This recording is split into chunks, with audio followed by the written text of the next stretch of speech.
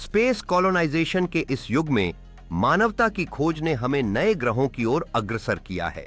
वैज्ञानिक और शोधकर्ताओं की एक टीम नई तकनीकों का विकास कर रही है ताकि हम अंतरिक्ष में जीवन को संभव बना सकें। हमारे प्रयासों से न केवल मंगल पर बस्ती बनाने की संभावना बढ़ रही है, बल्कि हमारे सौर मंडल में अन्य स्थानों की खोज का रास्ता भी खुल रहा है। बच्चों की कल्पनाएं आज के वैज्ञानिकों के दृष्टिकोण को आकार देने में मदद कर रही हैं तथा हमें प्रेरित कर रही हैं कि हम नई ऊंचाइयों को छुएं। आने वाले दशकों में हमें ऐसी तकनीकों की आवश्यकता होगी जो हमें दूर दराज के ग्रहों पर स्थायी बस्तियां स्थापित करने में मदद करें। इन चुनौतियों के साथ हम नई संभावनाओं की खोज करते रहेंगे, यह सुनिश्चित करते हुए कि मानवता का भविष्य अनंत हो।